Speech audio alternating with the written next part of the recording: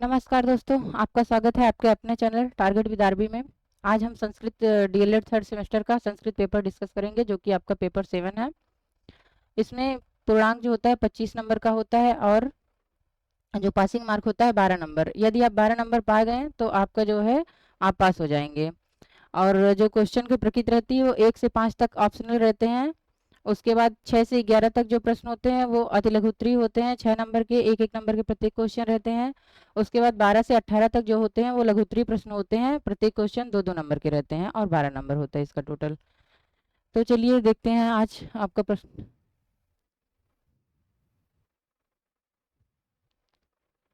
संस्कृत भाषा में स्वरों को उच्चारित करने में जो समय लगता है उसके आधार पर स्वरों के कितने भेद होते हैं।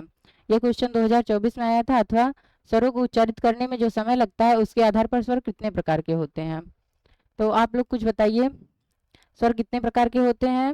पहला ऑप्शन है 2 प्रकार के, ब 3 प्रकार के, स 4 प्रकार के, द 5 प्रकार के। तो इसका उत्तर है कि स्वर वही होते हैं जिनके उच्चारण में किसी अन्य स्वर की सहायता या व्यंजन की सहायता नहीं लेनी पड़ती है, वे स्वतंत्र होते हैं, ये स्वतंत्र रूप से बोले जाते हैं। स्वर 3 प्रकार के होते हैं।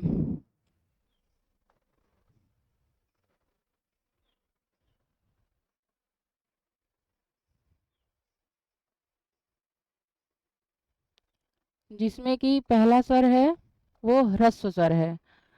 ऐसा स्वर जिसके उच्चारण में केवल एक मात्रा काल का समय लगता है उसको ह्रस्व स्वर कहते हैं। दूसरा जो है दीर्घ स्वर है। ऐसा स्वर जिसके उच्चारण में 2 मात्रा का समय लगता है उसे दीर्घ स्वर कहते हैं।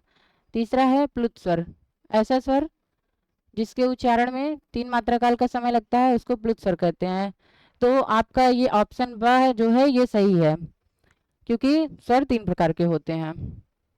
चलिए देखते हैं अगला क्वेश्चन क्या है। क्वेश्चन नंबर 2, हा वर्ण का उच्चारण स्थान है। ये क्वेश्चन 2024 में आया था। हा वर्ण का उच्चारण स्थान है, आपके ऑप्शंस हैं कंठ, ब दंत, स मूर्धा, द ओष्ठ। तो फिर इसमें क्या है कि आपका जो हा वर्ण है उसका उच्चारण स्थान कंठ है।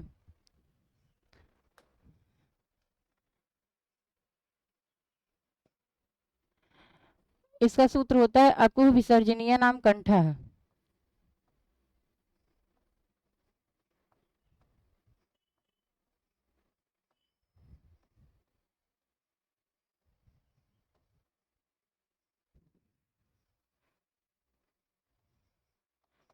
ये सारे वर्णों का उच्चारण कंठ से होता है। इसमें आ से हो गया आ वर्ग का से क वर्ग हो गया, हा से हा है और विसर्जनीय मतलब ये विसर्ग है। ये विसर्ग इन सबका उच्चारण कंठ से होता है। चलिए देखते हैं अगला क्वेश्चन क्या है। इसका आपका इसमें आ ऑप्शन सही है, हा का उच्चारण स्थान कंठ है। तीसरा क्वेश्चन है बालक का चतुर्थी विभक्ति एक वचन का रूप होगा। ये क्वेश्चन भी 2024 में आया था। तो आपके ऑप्शन है आ बालकेन, बा बालकात, स बालकाय, द बालकस्य। तो बताइए इसमें आपका कौन सा सही है।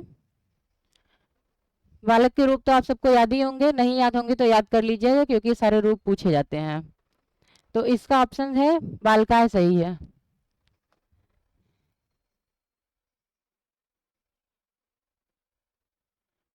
आपका सा ऑप्शन सही है। फिर देख,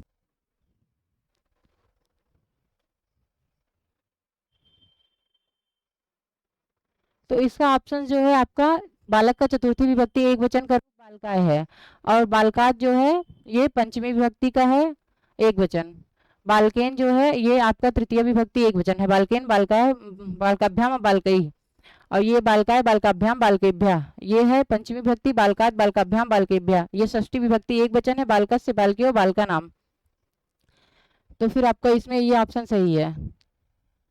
चलिए फिर अगला क्वेश्चन देखते हैं।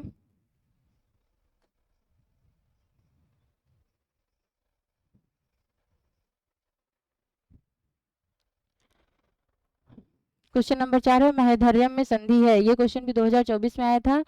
महधर्यम में संधि है तो आपका ऑप्शन है आ दीर्घ संधि, ब वृद्धि संधि, स गुण संधि, द अयाद संधि। तो आप लोग बताइए इसमें कौन सा ऑप्शन सही है। इसके अकॉर्डिंग ये आपका बा ऑप्शन सही है।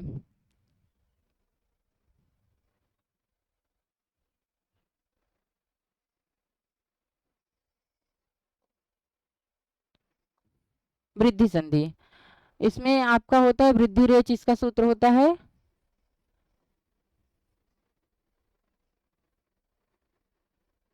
इसका संधि विच्छेद है महाधन ऐधार्यम।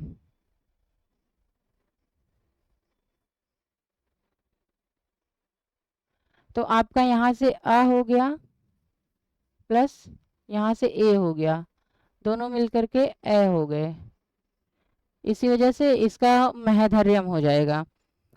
और जो है इसमें आ प्लस आ के बाद ए या फिर ओ आते हैं तो आ प्लस ए मिलके बड़ा ए हो जाता है, और ओ मिलके आ प्लस ओ मिलके औ हो जाता है। फिर इसमें कभी कभी आपको जब नहीं समझ में आता है तो बस ये देख लीजिएगा, ये अगर ये दो इसमें मात्रा लगी है तो फिर वहां पे आप वृद्धि संधि लगा देंगे। चलिए अगला क्वेश्चन देखते हैं। फिर आपका अगला क्वेश्चन है क्वेश्चन नंबर 5। दृश्य धातु का लट लकार उत्तम पुरुष के द्विवचन का रूप होगा। तो दृश्य धातु जो आपका दृश्य होता है, लेकिन इसका जो रूप होता है वो पश्यत पश्यता पश्यन्ति पश्यसि पश्यता पश्यत पश्याम पश्याव पश्यामा ऐसे चलता है। तो इसका जो आंसर है वो आपका है सा ऑप्शन सही है। ये जो है आपका उत्तम पुरुष का द्विवचन का रूप है, और जो पश्यति है ये एक वचन है, प्रथम पुरुष का एक वचन है, और ये आपका जो है द्विवचन है। और फिर ये पश्यावा जो है उत्तम पुरुष का बहुवचन है। तो इसमें से आपका जो सही ऑप्शन है ये है पश्यता।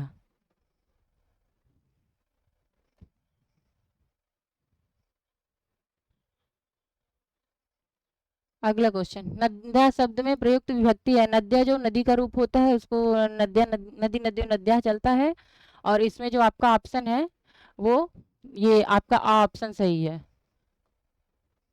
आ ऑप्शन है षष्ठी, ब प्रथमा, स तृतीया, द द्वितीया। तो इसमें आपका आ ऑप्शन सही है। चलिए अब अगला क्वेश्चन देखते हैं। पीताम्बर में कौन सा समास है? इसके ऑप्शंस हैं अ अव्ययी भाव समास, ब बहुब्रीहि समास, स द्विगु समास, द द्वंद्व समास। तो आप इसमें बताइए कि कौन सा ऑप्शन सही है। पीताम्बर, पीताम्बर का अर्थ होता है पीत है अंबर जिसका, अर्थात ब्रह्मा या विष्णु या फिर कृष्ण।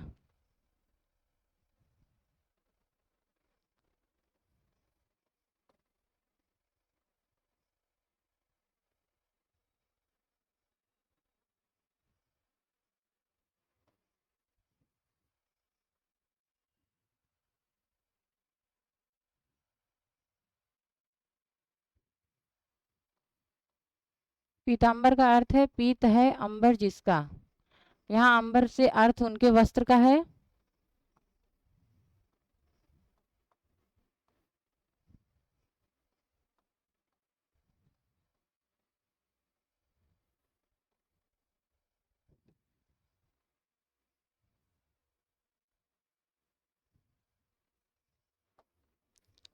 आप विष्णु या फिर श्री कृष्ण भगवान दोनों को ले सकते हैं, क्योंकि दोनों लोग पीला वस्त्र धारण करते हैं। तो इसका जो आपका है बहुब्रीहि सही हो जाएगा, क्योंकि इसमें ना प्रथम पद आपका वो है ना द्वितीय पद है, इसमें अन्य पद प्रधान है, इसलिए इसको पीताम्बर को आप बहुब्रीहि लगाएंगे। ठीक है। अव्ययी भाव समास, इसमें आपका जैसे दिन रात यथाशक्ति ये सारे आते हैं। द्विगु समास जो संख्या से शुरू होता है, जैसे नवरात्रि और चौराहा। और द्वंद्व समास वो होता है जिसमें बीच से और का अर्थ आता है। तो चलिए अगला क्वेश्चन देखते हैं।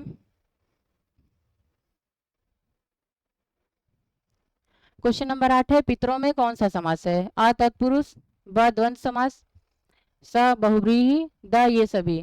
तो आप लोग बताइए पितरों में कौन सा समास है? पितरों का अर्थ जो है वो इसका अर्थ होता है, जो इसका विच्छेद होगा वो निकलेगा माता च पिता था, मतलब माता और पिता।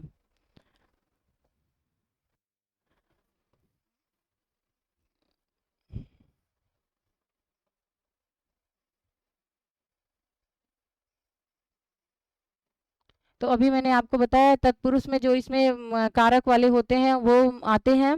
और इसका आपका सही होगा द्वंद्व समास, क्योंकि ये और के अर्थ में प्रयोग हो रहा है, माता और पिता दोनों आ रहे हैं। और बहुव्रीहि अभी मैंने आपको पीछे ही बताया है, तो बहुव्रीहि भी नहीं होगा, तत्पुरुष नहीं होगा, इसलिए आपका जो है द्वंद्व समास सही है। चलिए अगला क्वेश्चन देखते हैं।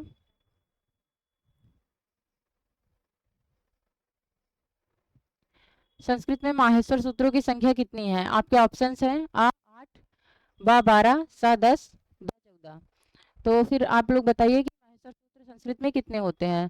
संस्कृत में माहेश्वर सूत्रों को ऐसा माना गया है कि शंकर भगवान के डमरू से निकले हुए हैं। तो इसमें जो है आपका माहेश्वर सूत्र की संख्या जो है वो 14 होती है।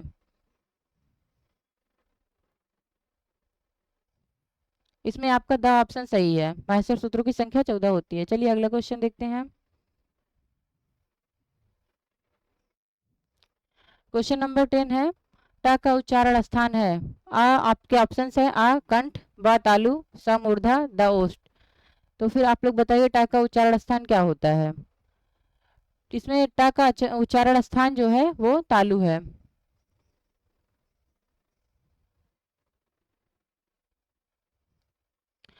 पूरे ट वर्ग का उच्चारण स्थान तालु है। इसमें आपका ऑप्शन ब सही है। और इसमें जो है आपका अकु विसर्जनीय नाम कंठ आता है, इस ये सारे कंठ से होते हैं, क ख ग घ। और फिर ये मूर्धा है। इसमें तो सॉरी दोस्तों, इसमें ये गलत हो गया, ये इसमें आपका जो है ट का उच्चारण स्थान जो है वो मूर्धा होता है। और ये जो है अकु विसर्जनीय नाम कंठा आ और का वर्ग और हा, इसका उच्चारण स्थान जो होता है ये कंठ होता है। और इसका जो तालु होता है ईचू ऐसा नाम तालु, इसमें आपके आते हैं ई और ई, अर्थात मतलब छोटी ई और बड़ी ई। और उसके बाद च वर्ग, च छ ज झ इया, और या और सा, इस सबका उच्चारण स्थान तालु होता है। और इसमें आपका है ऋतु रसाणाम मूर्धा, तो इसमें री और फिर टावर्ग, इनका उच्चारण स्थान मूर्धा होता है। और ओष्ठ है उपद मिया नाम ओष्ठव, वो पा वर्ग, छोटा ऊ बड़ा ऊ, ये सारे का उच्चारण स्थान जो है ओष्ठ होता है। तो क्वेश्चन नंबर 10 का आपका जो सही है वो मूर्धा सही है।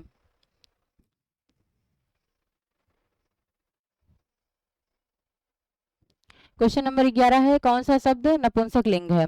तो इसमें आप बताइए कि कौन सा शब्द नपुंसक लिंग है। आपके ऑप्शन है आ बालक, ब नदी, स एतत्, द विद्यालय। तो इसमें जो ये बालक है ये आपका पुल्लिंग है, और जो नदी है ये स्त्रीलिंग है, जो एतत है और यही आपका नपुंसक लिंग है। ना तो ये पुल्लिंग है ना तो आपका स्त्रीलिंग है, इसलिए आपका जो है ये नपुंसक लिंग है। तो आपके ऑप्शन नंबर ऑप्शन नंबर 3 आपका सही है।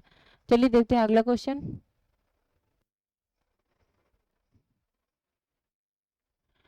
क्वेश्चन नंबर 12 है, रमेश में कौन सी संधि है। आपके ऑप्शन है आ दीर्घ संधि, ब गुण संधि, स वृद्धि संधि, द यड़ संधि। तो बताइए रमेश में कौन सी संधि है। रमेश का संधि विच्छेद जो होगा वो होगा रमाधन ईश।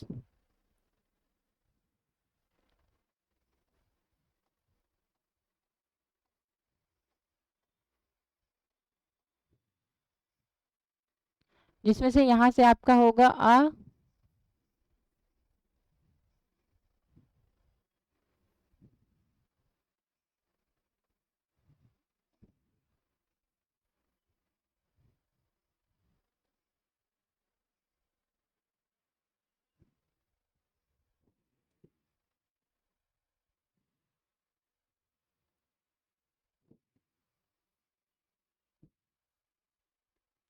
आ प्लस ई बराबर ई,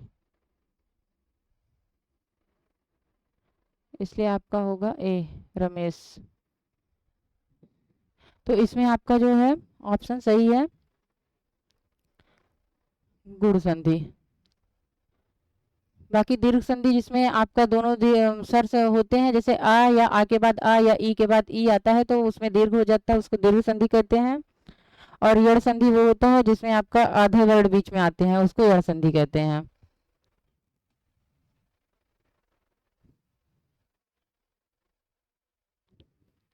राजपुरुष में समास है।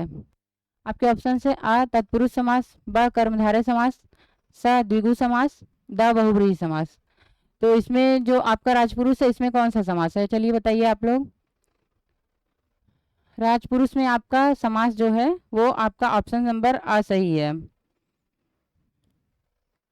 तत्पुरुष समास होता है, क्योंकि इसमें कारक चिन्ह यूज होते हैं और इसलिए इसमें तत्पुरुष समास है।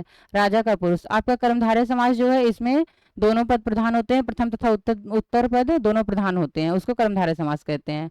और द्विगु समास जो होता है ये संख्यावाची होता है, इसमें जो पहले में संख्या आता है उसको द्विगु समास कहते हैं। और बहुव्रीहि समास तो अभी मैंने आपको पीताम्बर में बताया ही है, वो बहुव्रीहि समास होता है, इसमें अन्य पद प्रधान होता है, ना प्रथम प्रधान होता है ना द्वितीय प्रधान होता है, इसमें अन्य पद प्रधानता होती है। तो क्वेश्चन नंबर 13।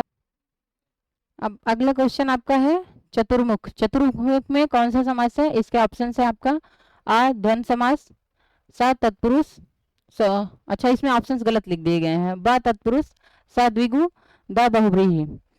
तो आप लोग बताइए इसमें आपका कौन सा समास है? चतुर्मुख का अर्थ होता है चार मुख हैं जिसके, अर्थात ब्रह्मा।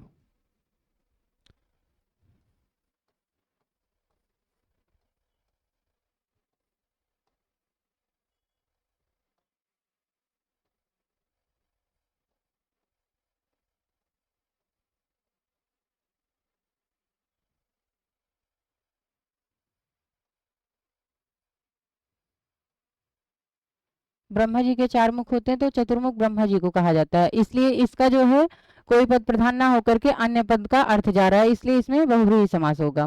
और द्विगु समास जो है ये संख्यावाची होता है,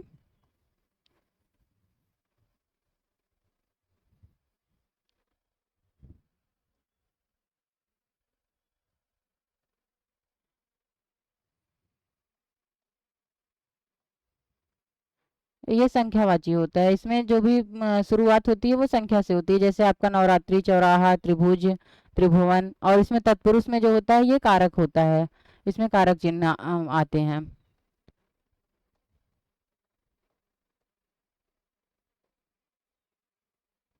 और ये द्वंद्व समास जो होता है ये आपका और का अर्थ देता है, इसका ये बीच में ये लगा रहता है।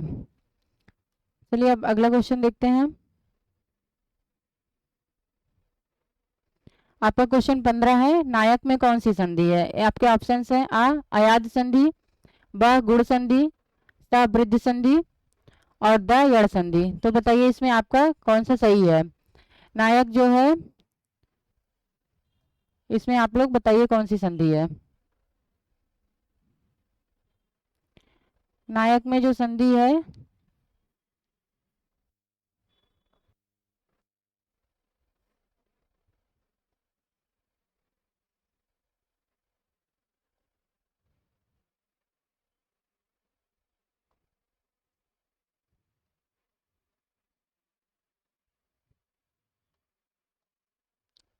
इसमें आपका अयाद संधि है, क्योंकि इसमें आता है अय आय अव आव, इसमें आपका अय आओ अय आय आओ आओ आता है, ए प्लस आ मिलके ए होते हैं,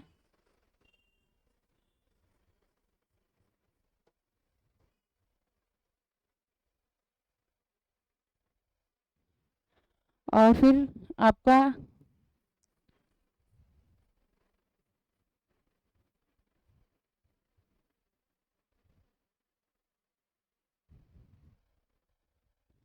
और अब होता है ओ प्लस आ, और आओ होता है ओ प्लस आ। ये आपका है अयाद संधि, आपका ऑप्शन अयाद संधि सही है। चलिए अगला क्वेश्चन देखते हैं।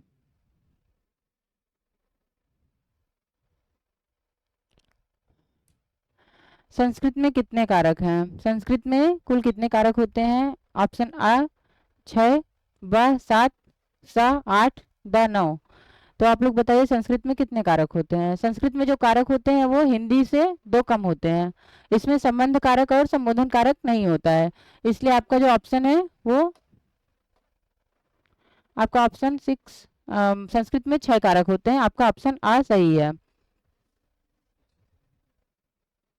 हिंदी में आपके 8 कारक होते हैं। वर्ण के भेद होते हैं।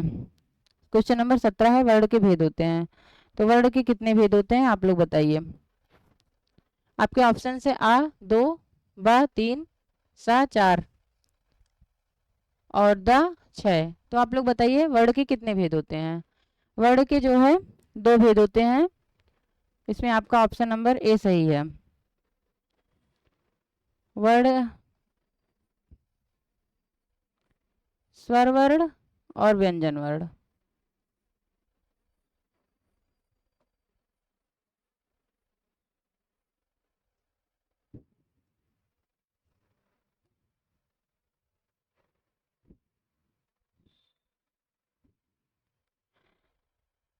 क्वेश्चन नंबर 18 है, स्वर। स्वर को कहते हैं। आपके ऑप्शन से आ, अच, बा, हल, सा, यड़ और द, इक। तो आप लोग बताइए स्वर को संस्कृत में क्या कहते हैं। स्वर को संस्कृत में अच कहते हैं।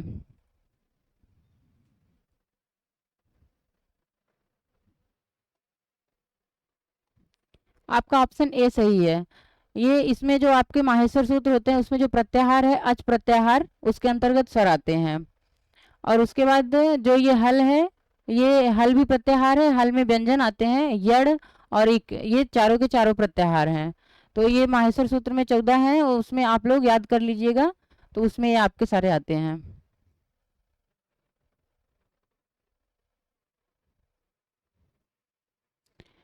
क्वेश्चन नंबर 19, व्यंजन को कहते हैं।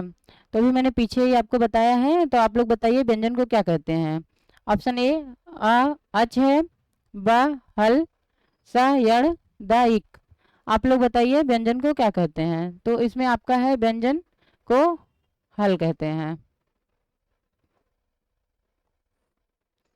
इसमें आपका ह से शुरू होकर के ल प्रत्याहार जहाँ पे खत्म होता है उसको ही व्यंजन कहते हैं।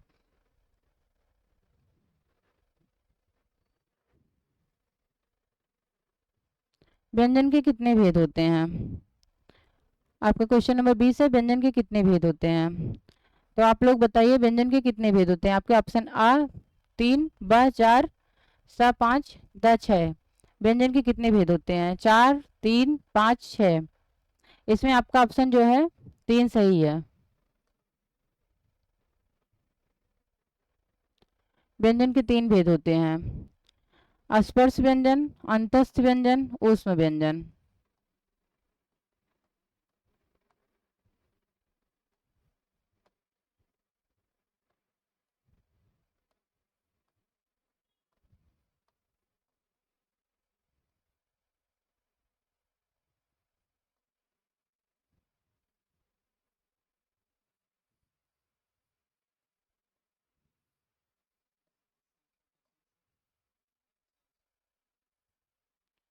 इसमें आपकी इसकी संख्या 25 होती है और इसका 4 होता है या वाराला, और इसका भी 4 होता है स स स। टोटल आपके 33 व्यंजन होते हैं। चलिए अगला क्वेश्चन देखते हैं।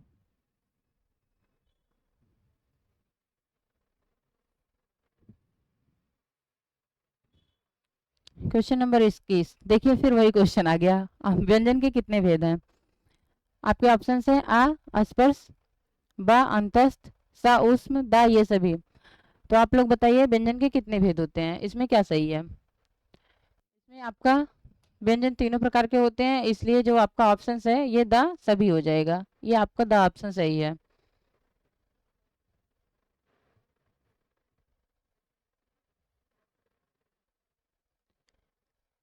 आपका क्वेश्चन नंबर 22 है, तथाय में संधि। आप लोग बताइए तथाय में कौन सी संधि है।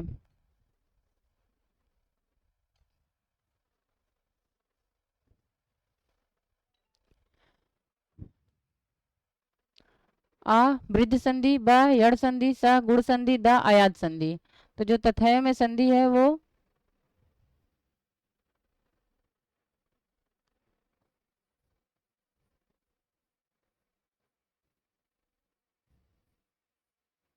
तथा धन एव। इसमें आपका आ प्लस ए हो जा रहा है। तथैव में आपकी वृद्धि संधि है।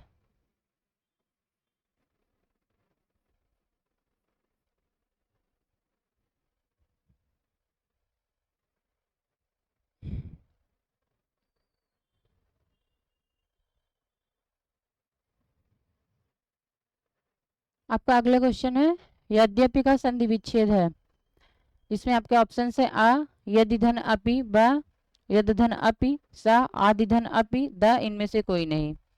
यद्यपि में कौन सी संधि है? तो आप लोग बताइए इसमें कौन सी संधि है? यद्यपि का जो संधि विच्छेद है वो यदि धन अपि होगा। इसमें आपका यहाँ से छोटी ई है और यहाँ से आपका अ है, दोनों मिलकर के द बना रहे हैं यद्यपि। कट करो। यदि धन अपि, इसमें यण संधि है। इसमें या का ई हो जाता है, उ का वा हो जाता है, र का री हो जाता है। यद्यपि में आपका यण संधि है। आपका अगला क्वेश्चन है पवनः का संधि विच्छेद है, क्वेश्चन नंबर 24। आपके ऑप्शन से आ पोधन अनः, ब पौधन अन, सा पाधन अनः, द सभी। तो इसमें आप लोग बताइए क्या सही होगा? इसमें आपका ऑप्शन नंबर आ सही है, पोधन अन।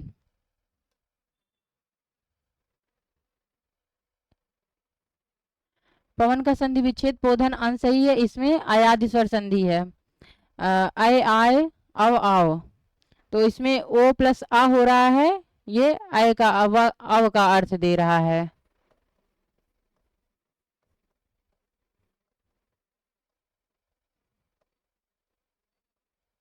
तो पोधन अन बराबर पवन हो जा रहा है, इसलिए इसमें आपका ये ऑप्शन नंबर ए सही है और आपका आयाद संधि है।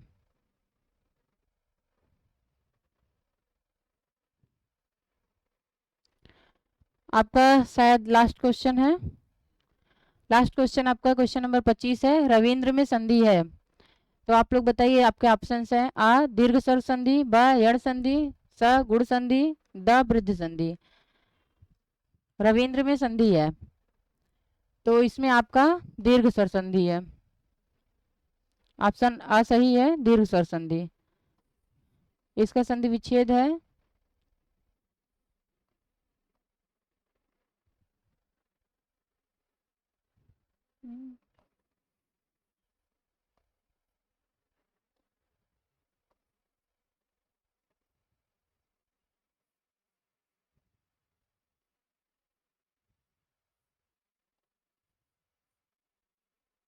ई प्लस ई बराबर आपका ये बड़ी ई हो जा रहा है, इसलिए इसमें आपका दीर्घ स्वर संधि है। क्योंकि दीर्घ स्वर संधि में जब दोनों स्वर मिलके दीर्घ स्वर बना लेते हैं तो उसको दीर्घ स्वर संधि कहते हैं।